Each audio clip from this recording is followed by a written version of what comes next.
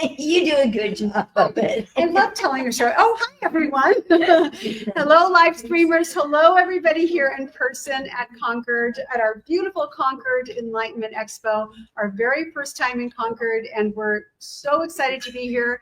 And we're hoping that we will have many, many more. For all of you joining us from anywhere around the world, welcome. We're happy you're here. Can everybody here today say hello to all of our live streamers? Yay! No such thing as time or space, especially when this one's around. And so we are all in here together. I am so excited to introduce one of my favorite humans on the planet, Reverend Annie Bachelder. She has over 34 years of experience as an incredibly gifted channel, as a psychic, as a medium, and as a spiritual teacher. Annie's natural psychic abilities have been enriched through all of her amazing teachings: awakening your light body, opening to channel, how to read the Akashic Records, which is why we're here today, and healing self-doubt. She has overcome numerous personal challenges, which you will go into, and yet she somehow managed to download this amazing book. Just a little minor feat amidst navigating the 3D world. She embodies everything she teaches. You are in for a treat. If you've ever wondered about the Akashic Records, if you're an expert in the Akashic Records or somewhere in between, this is the lady that will make it not only user-friendly, but incredibly powerful, incredibly meaningful, and really fun. So without further ado, let's welcome my beautiful soul sister, Annie. Thank you, everyone. I know, one should tell a joke after this, kind of like the late night TV show hosts. They always have a joke handy. But anyway, hi, thank you for being here.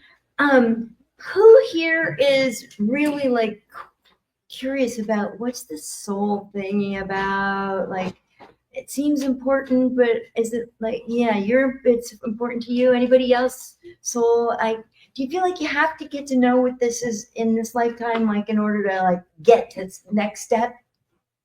Yeah, I do. And I was always sort of like, and I was trying to be a Jehovah's Witness right at the end of junior high school and the first year of high school, which God lost that battle, boys won. But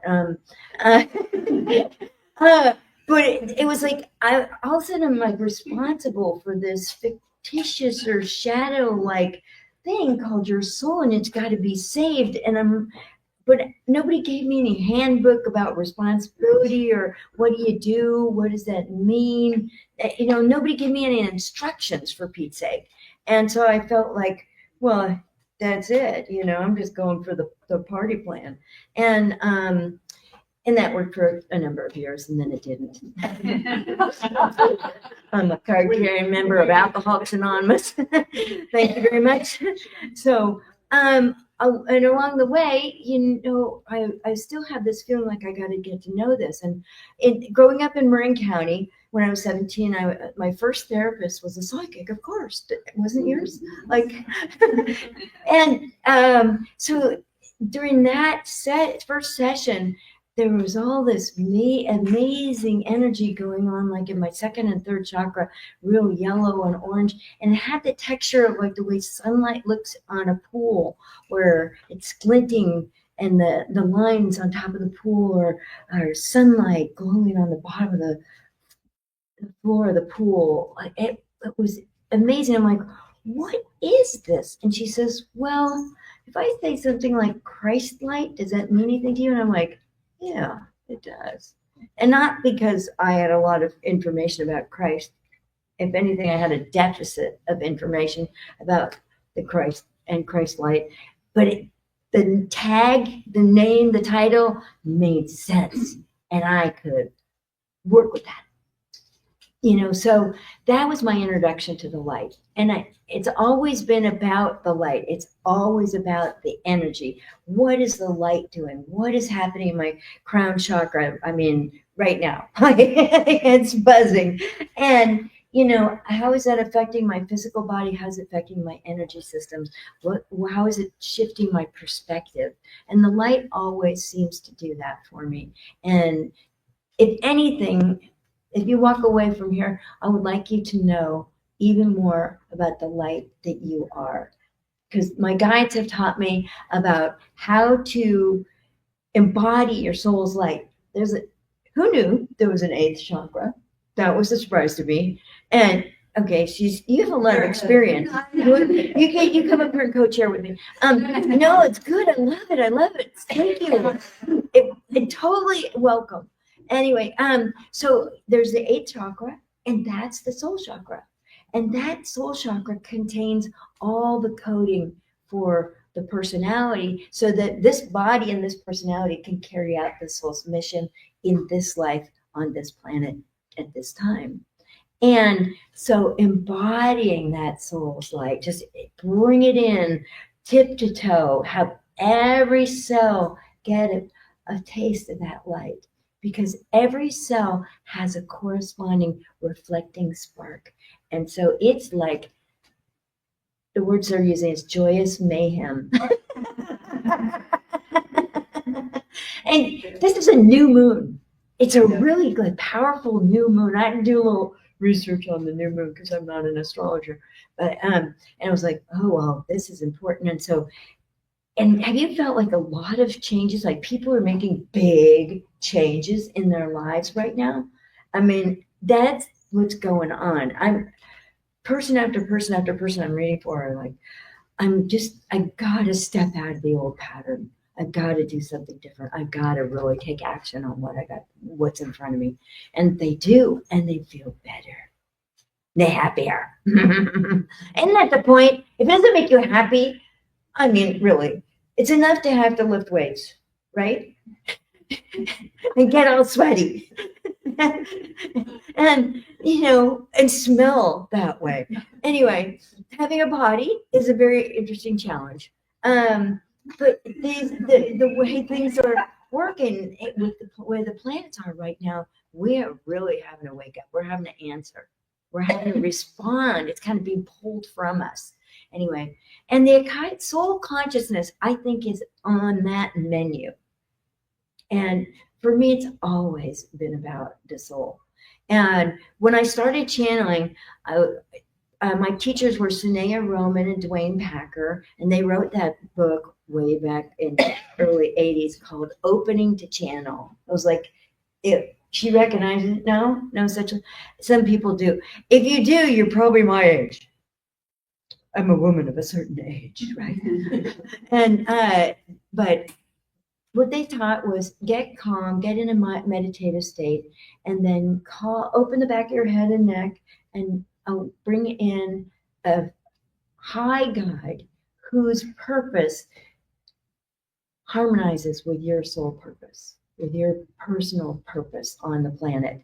And so by doing so, my guide came in, and I'm like, I had to get a name, and the first name was about 12 syllables in Hindi. And it was really sing-song. It was beautiful. And I'm like, I can't remember that.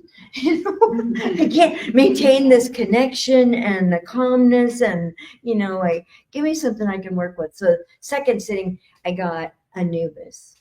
And I didn't know what that meant either. But I go to this class I had to learn to channel for so I could be in the class with Sunea and Dwayne. And when I get there and I'm channeling for another student in the class, she says, do you know who Anubis is? And I'm like, oh dear. No, sounds like I should though, and so she kind of got me hip to Anubis is a mythical god that weighs the heart against a feather when they're doing the embalming process in Egypt, way back when, old god, old being that helped in the embalming process. And if your heart weighed more than a feather, then you had to go back and do it again. If it weighed less than a feather, Anubis would escort you to the afterlife. Mm-hmm. And Anubis says, I've been around humans for many thousands of years and helping people. And so it was like, oh, okay. Now, the purpose, though, meanwhile, the soul purpose was Anubis said, we are here to reunify humans with their souls, and from there with the divine. And so that was like, right. That was my first link. Like, I knew the soul had some kind of linking power with the divine. And that's my experience. So when you embody your soul's light and you kind of check the energy around the edges, look, the divine's right there. And the divine's like holding space. So it's a key part of soul consciousness and exploring the Akashic Records. Now, how do the Akashic Records fit in here? The Akashic Records are the archive of a soul's entire journey. And that means, entire means for me, when the divine took a piece of her light and made that your permanent atom of light inside your body. And that is your energy signature. And from that permanent atom of light, she made you into a soul. And that is who created your soul created your body and your personality in order to get its missions accomplished, and needed that person just like you to do it. So you are chosen by your soul. Now, the Akashic Records are a plane of consciousness at the soul level that is very, very sensitive. And so it records everything that a soul has ever said, thought, or done. It also records everything that has happened, is happening, and has the potential to happen. That's a lot of information. And it's a lot of flexing and expanding and shrinking and rerouting, because anytime I go, I think we'll take a different ride home, then the records go, okay, we're going to flow with that, right? And the warp and weft change. So what's possible shifts a little. And in this book, my guides taught me, it's a channeled book. This is a channeled book. That if you want to make change in your life, since we're already talking about change today, do little things differently. And it gets the personality ready. It like gets you in shape. Do some change, do something different, shop somewhere different, go to a different coffee store, drink something different every morning. I mean, it's got to be green jasmine tea with stevia. And it's like, I'm so wired into these habits. Like, really? And you want to change? Won't you change something really simple like that? And that gets the personality in the mood for more change. Because mostly we think, if I let go of what I got right now, I have no proof that what I'm going toward is going to be better. So I might as well just stay here, rooted, fearful. And people, when they get readings from me, they always want to know, what's coming my way that I don't want to have? How can I sidestep? It's like dodge a bullet. And, if we think the future is fearful, guess what? You will have a fearful future. If we think the future has this openness and this enormous creative energy available to us, and we start kind of tapping in, just touching in a little bit and exploring some of these things, little open-mindedness, not so attached to what we've been habitually holding on to that makes us feel safe. And believe me, I like safety and security. Don't get me wrong. Uncomfortable. I really don't want to be uncomfortable. But at the same time, it's like I want to be able to utilize the energy of change in ways that are uplifting to me and to the people that I help. Really. Like, how can we be friends with change? Like, what a concept. So the Akashic Records, since they hold all the information about our past lives, even our our in-between lives. So what were we doing in soul land, before we dropped into this particular body at this particular time? And who were we studying with? Maybe on, Stargate such and such 974 planet, and, with those consciousnesses that are very directed towards, projecting energy for human evolution and peace. Maybe I can do something with that energy, that knowledge. I can be a conduit for that, and through the Akashic Records, you can find this kind of stuff out. It's really great. Like the Akashic Records, the can opener to information is the question.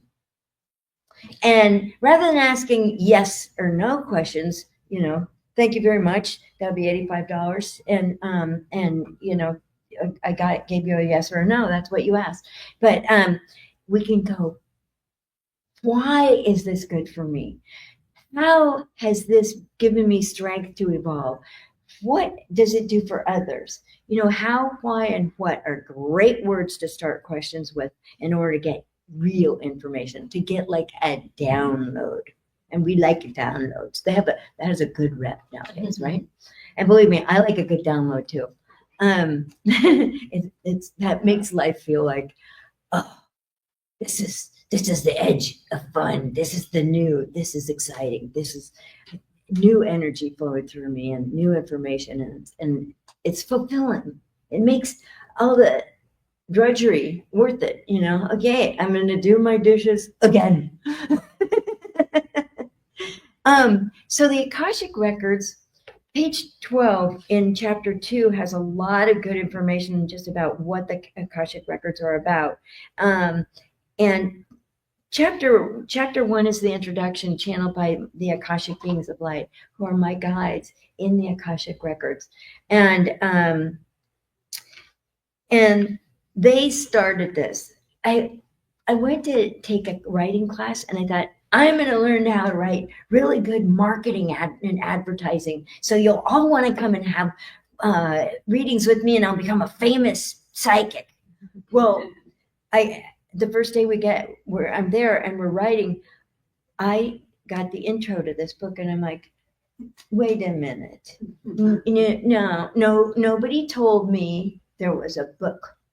Nobody said book. Nobody said writing. Nobody said that was on the plan. But every time I sat down to write in this class, I'd get more of this book. And it was just like, oh, well, this is interesting. And then they hit topics where I was like, how your soul is constructed. I'm like, guys, I really don't know anything about this. I could probably find somebody who could write this chapter for you, but I don't know enough. And they're like, that's okay. Just sit still and keep typing. Okay, just take it word by word, kind of like one day at a time, word at a time, word at a time, word at a time. Just keep the words coming out, and then it turns into this whole chapter on how the soul is constructed. But anyway, so there's 3 principles that govern the Akashic Records, and I really like them. I think they're a good place to come from. Judge not, fear not, and resist not. Like when I'm in resistance, I'm having to exercise some kind of muscle, like defend myself against it, right? Or I'm either angry with it or I'm afraid of it, right? If there's nothing to be afraid of, if there's nothing to resist, and if there's nothing that's going to be judging me in the Akashic Records, then I can explore to my heart's content, and I can ask the really tough questions like, okay, what's the truth about me and 3 tubal pregnancies, a miscarriage, and having to give an adopted baby back? Like, what's with that?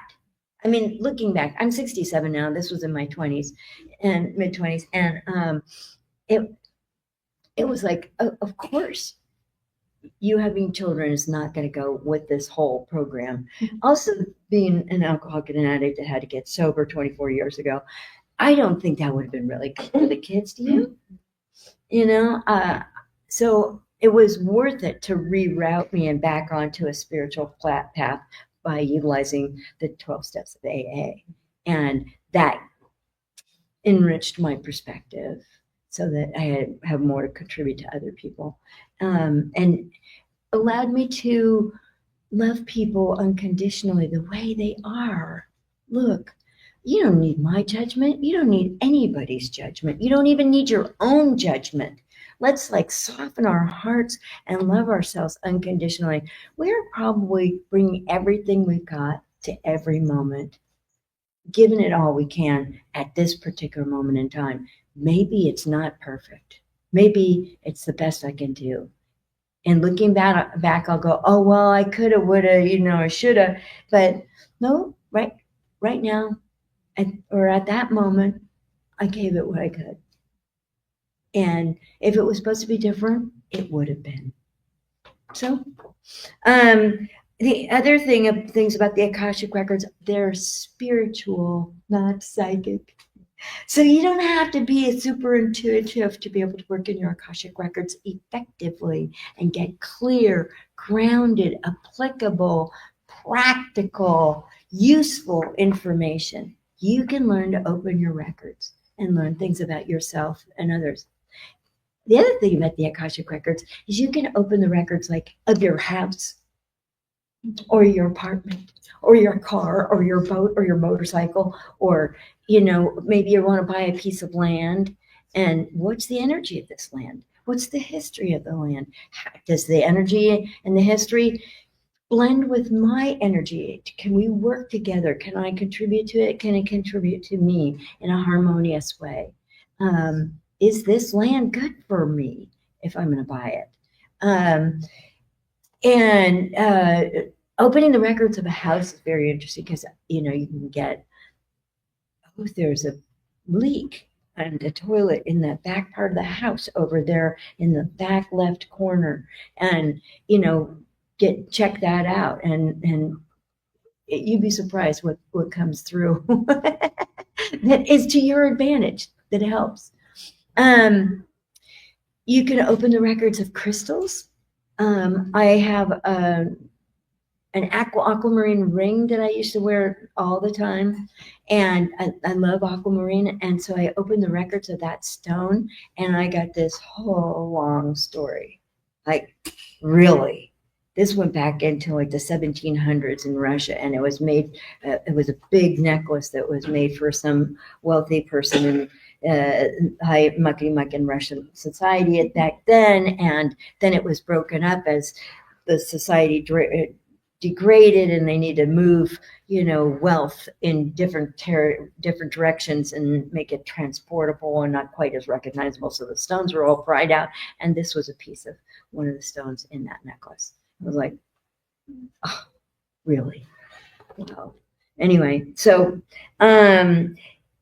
probably Moses got the 10 Commandments from the Akashic Records. Like, he probably got a download with the 10 Commandments.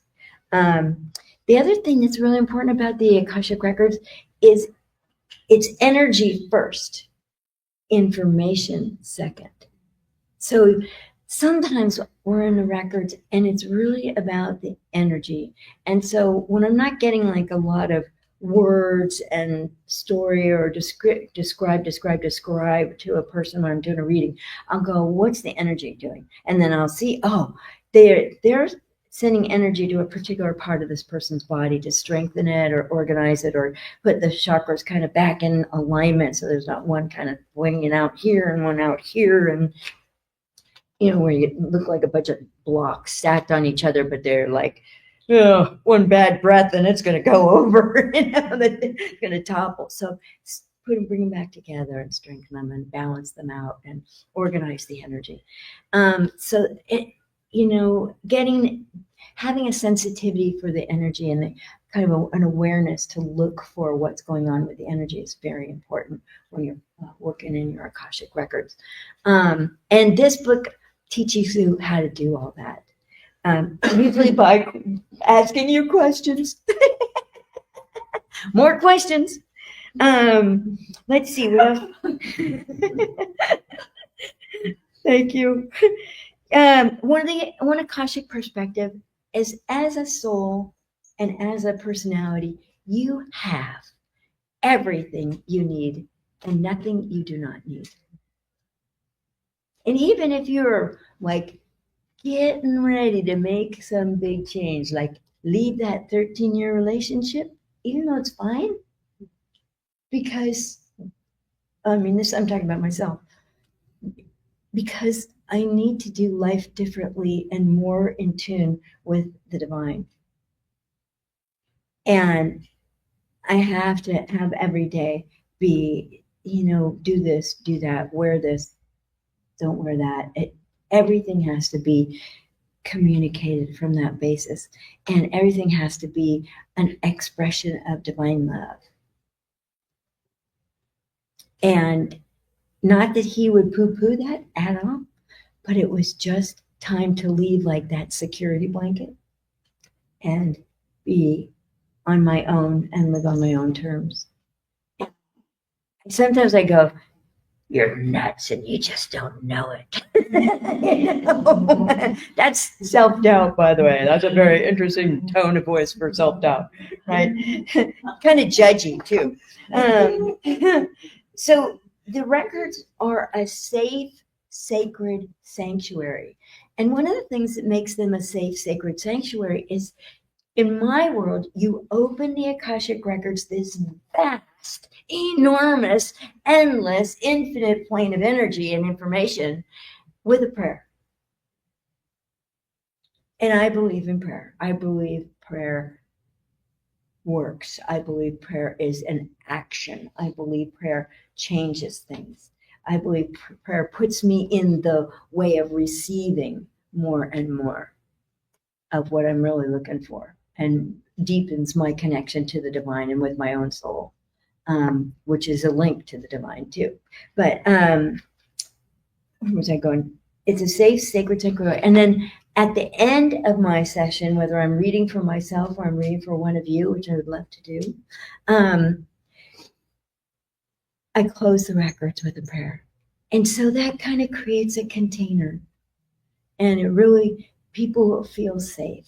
I mean, I've done the prayer and people just start crying because they get in the records and they're in the energy of their own souls in energy. And they can be as big as they want to be. They can be the shape and the size and the personality and the way that their personality is constructed. They don't have to like try to make themselves different and the way they are. They can be exactly who they are and love themselves unconditionally in their records. And that may have be their one and only really conscious experience of unconditional love. And in my world, if there's a message coming through that's like, you should have known better, that's a good one. What were you thinking? That's my personality. That's my brain mind. That's my human conditioning from society and my family and the rule book and, whatever. But what comes through in the Akashic records is always loving, respectful, validating, uplifting, kind, useful, practical, applicable. It's not like put your elbow in your ear, turn on your 47th chakra and go to the 6th dimension. Like, what? Sorry, I'm going to go get lunch. I'm going to do something practical. Time to switch the laundry from the washer to the dryer. Like, come on, give me something I can actually do. So it's said that about 10% of people who work in the Akashic Records get information like via audio and body sensations. I get that. I also get the movie, like, is there a past life connected with it? Oh, I'll start getting a picture and like, there'll be more information. Okay, keep telling this person about what the past life looks like. And what time was it? What kind of clothes are they wearing? What's the food and money situation? Are they inside? Are they outside? All these things that really count. Like when you're in a past life, you want to know. Like, there's a whole list of questions. When was it? How was it? How did I react that way? What was the theme of that lifetime? Why did my soul choose that theme for me at that point in my evolution? was that life actually in chronological order? Because you could arrange your next past life to be in 1858 just because you said so. Because in the records, time is not linear. There actually is no time in the Akashic Records, which is really fun. So sometimes it's like, well, should I buy the house in September or should I take the trip to Hawaii in October? And they're like, oh, you should do it if it feels good. No, I need something a little more earthbound, and so I ask more questions like, will my body do the travel better in September? Something that's kind of like, well, anchoring, right? And practical. And what buying this house, well, those two things really close together. That might be way too much. Like, who wants to move and then go on vacation? Like, I barely know where my suitcase is. Thank you very much. Right, so that's my passport. But anyway,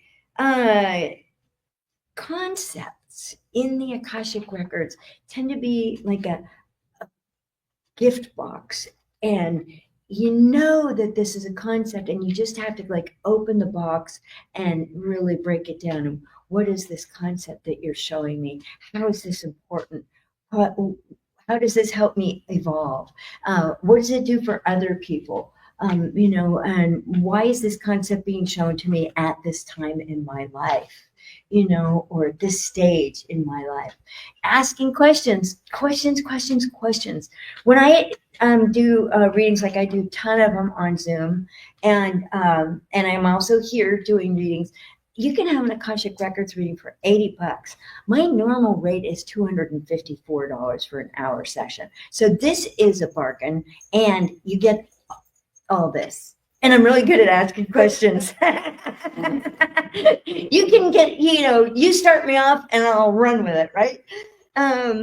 Anyway, so concepts sometimes have to be unpacked so you can get the full communication. And it might be something also that reveals itself over time, tomorrow and the next day when you kind of have it in your mind and you ruminate a little bit about it. Let's see. In the records too, you want to kind of, if you're working on something for yourself, describe what you're experiencing. If you're asking a question of the Akashic Records, why did I have to give up an adopted baby after 28 days or something like that, and give them back to the birth family? How was that good for me? And you can have that kind of tone of voice with the divine sometimes. She understands. She's been there. How was that good for you? But then I can get it. And I didn't always like the answer, like, well, you sign up to play certain parts in people's lives, and it's a very short duration, but you're in there and you do it, and mission accomplished. It just was really hard. Really hard. And, so I wouldn't choose that again in the future. If I wanted to be nice to myself, if I wanted to honor my own wishes to have an agreeable, joyful, happy, contented, fulfilling life. Not like I've got to fight for every little thing, every little moment of peace, like that. But we do set our lives up. And I've seen it time and time again where we'll choose people from the usual pool of souls that we've been choosing from for many lifetimes. Okay, Ma, will you play my mom again? You're doing a great job. You've always been open-minded. I need somebody really open-minded because I'm going to be really on the edge of these funny things. Great. You get in the boat. Dad, will you be in my life? You're very practical. You're a logic kind of guy. You're a math teacher. You get in here. Will you be my dad? Okay, you will. Right. So if I borrow money from Dad, you're going to get a contract. Mm-hmm. And the typed out, payoff schedule, like over the years of the loan. And how much is going to interest and how much is going to principal. It's a great way to teach your kids how to handle money, especially if they're psychics. but you're gonna have to describe all these little things to yourself when you're asking questions like, how did my having to take this baby and then give him back, how did that help these people? Well, it turns out that the family that I adopted the baby from, the girl was 15, really had a big chip on her shoulder, and kind of it's clear why, because as I tell the story, I'll be like, oh, right. She was the birth mother was raised by her grandmother because for some reason her own mother wasn't able or just didn't have that in her at that time. And so, okay, here's a template. Grandmother raises granddaughter. Granddaughter has baby. Grandmother wants baby back from the adopted family so that she can now raise the kid because grandma raises the baby. And I got to play my part and dish out some money too. learning. Oh boy. So what else do I need to tell you? So the Akashic Records are the vibrational record of all souls. We can open the Akashic Records of the Lincoln Memorial or the Grand Canyon or a certain island in Hawaii. There's a record of that. My sister, my brother, and my mother and I are trying to buy a house together. My mother's 93. Her knees are like gone. And she lives in an apartment with the bedroom and the full bathroom are upstairs. And this is becoming untenable. So we're like, okay, we got to get her into a good place. And so I kind of sprung it on him at last minute, which wasn't really the coolest thing to do, but it worked out. We got together and everybody had some pieces of paper and a pen in front of them. And I said, okay, I'm going to open the Akashic Records for all of us, this group. And we're going to ask questions about what kind of property we're going to buy, what's in your vision, how does this help you, how does this help the rest of the group, and just explore what it's like. And the properties that are showing up in our world are really closely tied to those envisionings that we did.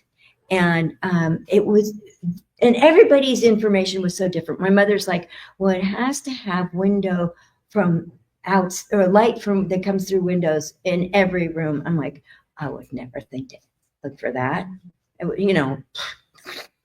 And my brother's, well, the architecture has to fit in with the area it's in. It can't just stick out like this.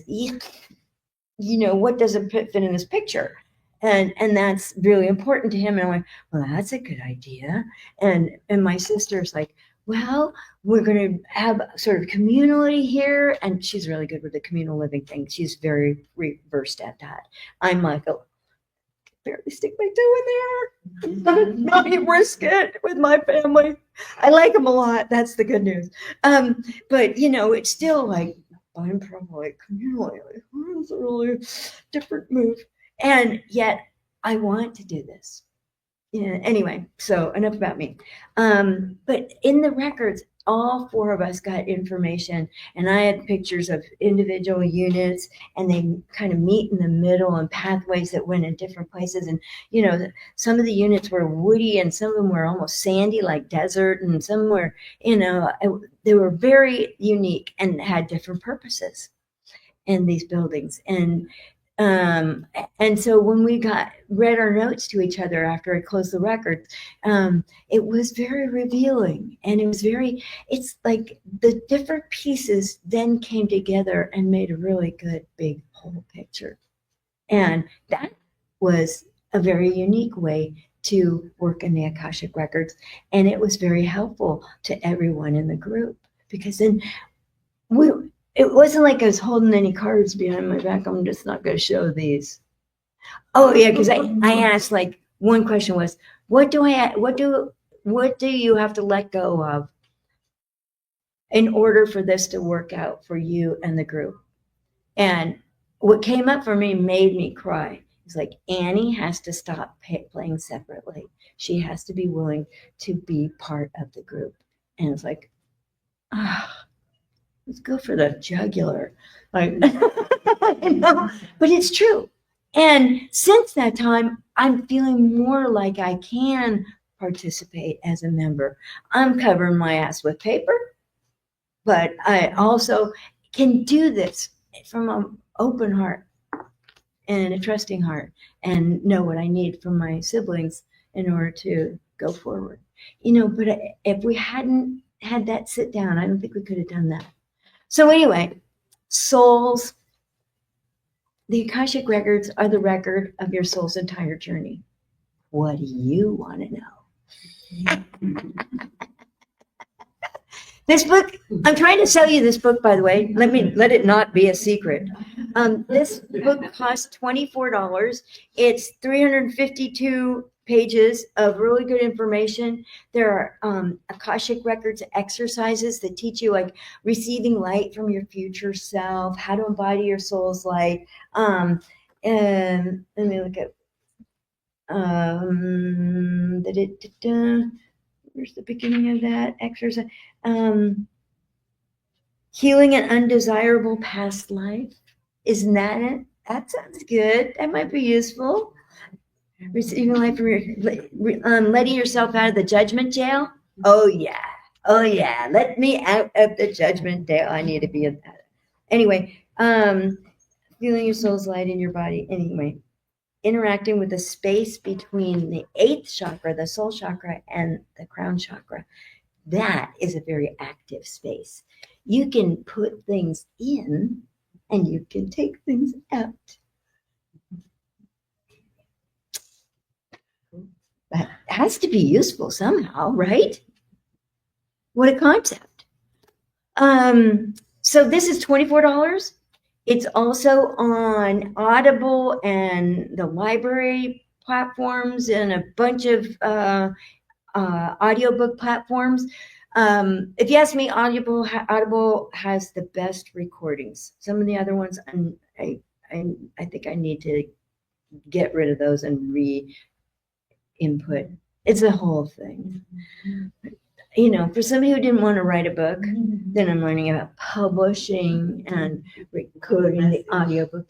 And since it's channeled, I had to do the narration because my guides come in different frequencies and they have different characteristics. And I wanted you to be able to pick up on those energies and really, because in the Akashic Records, it's energy first, information second. So the first thing I had to do was be true to the energy. So I got to experience recording. Like, there's an experience. Anyway, so this is $24. The purple book is the companion journal, which has all the questions in each chapter. Because you open your records at the beginning of the chapter, you read the material in that particular chapter, and then there are interactive questions you're supposed to write your answers to. And the reasons the guides did it that way was because we sometimes need to tell ourselves what we learned. We need to make a record of what we saw. We need to make a record of what was revealed, what you felt in your body, what shifted in your perspective. Because that kind of information can be slippery. It kind of it goes away. And you might want a record of what you got in your records. Anyhow, that's 22, but if you buy both of them, 40. And as you notice, there's these little shiny gold stickers on there that say autographed copy. These are all have yours truly's autographed and a special little note inside for you. And I swear, people get the right note. I mean, I sit down and I'm like, what do you want to write in this one? And I channel these messages. I have no idea why. I just write down the words I'm getting, and it's just right for the people who buy these books. So both together, I recommend $40. So you must have questions. Yes. What was your favorite part of writing the book? What was your favorite Okay. I think writing chapters like how your soul is constructed was like this is how the divine takes a point of light and she creates you with this point of light. And notice that along this process, a much longer story than that, but in this process, there is all the manifestation principles that you need to know are in here. And it was like, you gotta be kidding me. I'm writing this stuff down. Okay, I'm just gonna write it. The way you explain it, I'm writing it exactly that way. And it was a real whole picture. And it reminded me that one of the reasons I like channeling is because what I don't know, they do. So I don't have to know everything. I don't have to be an engineer. I don't have to be a builder. I know I got less than 5 minutes, right? Okay. So like this book doesn't have the gold sticker on it. I probably didn't get around to signing that one. So make sure you get a book that's got an autographed copy on it. There's another more answer to that question. What did I like best? A lot of times I'd sit down, and at this time I was with my siblings. We were taking care of my 91-year-old father and his 93-year-old wife. She had dementia and he was just getting old. And my dad really wanted to die. And his wife did not want him to die. But we were taking care of him. 24-hour shifts. 6 of us got together and we were coordinating things and schedules. And, you got a date code. And it was a whole science. And sometimes it was really, I'm also self-employed. I was in a full-time relationship. And, and he got a knee surgery at that time. And my mother had carpal tunnel surgery at the same time. So there were times when I was like, I'm taking care of 4 patients and all of you and doing readings. Doing readings was the easy part. Getting enough rest was the hard part. And of course, exercise, gone. Sorry. One thing you don't have time for, exercise. So the guides would have to kind of talk me down. So almost every chapter has this sort of get you centered, calm you down. You're going to be all right. Everything's going to work out. And then they could talk about what they wanted to talk about. But it's all in there. And it seems useful because it's human. It's addressing the human condition. So I was so grateful, and so I'd be so happy writing the book. It made me want to keep writing, which is a good thing because it started with over 50 chapters and we whittled it down to 40. So there's a lot of information. Okay, any other questions? What, why, how, what was I? Yes. How much of the reading includes your present and your future? It depends on who you are. If I'm going to read for you, I would say it's 25% your past, 50% of your present, and 25% of your future.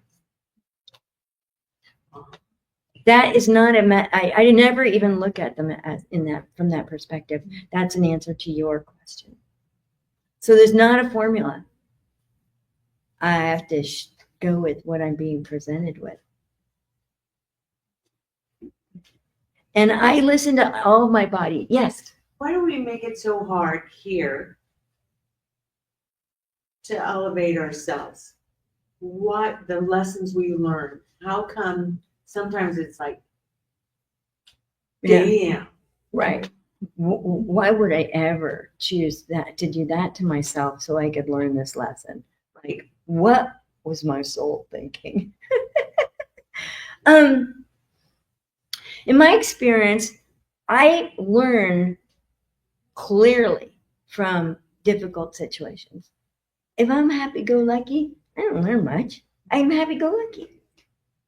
But I think a balance there is part of the perspective. Because I'll get out of balance. I will work, and then somebody will go, you want to go to the beach? It's like, wow, novel idea. Yeah. You know, in fact, like, let's go now, okay? It's because I will let myself get that far out of balance, and finding that tipping point is really helpful. And what are the symptoms I have when I'm like, I haven't had enough fun? Short-tempered, judgmental, self-critical, self-doubting. Not a lot of fun. But I think it's also so we will remember to enjoy the ride, to have fun, to laugh at ourselves. Okay, she says, wrap it up. Thank you. One more quick. more? Yes. So what's a good quick tip on how to get out of your own way? Make fun of yourself. Oh God, you didn't like that answer. Because if I can start poking fun at myself, oh, I'm like so serious about this, I can start to kind of get a little comedic about it, and that lightens my perfectionist could get the heck out of the room, and I could start playing a little with that and not taking myself so seriously. Does that help you? Yeah. Oh, good. Good. Okay. Thank you very much. I hope everybody got their name on the mailing list in a way that I can read it, because I would love to have you be in my next classes. I do really great classes, and I have to stop now. A lot of love to you. Thank you. Thank you. And I'm selling books at my table, and I'm doing readings at my table. Okay. Thank you. I want to take it back.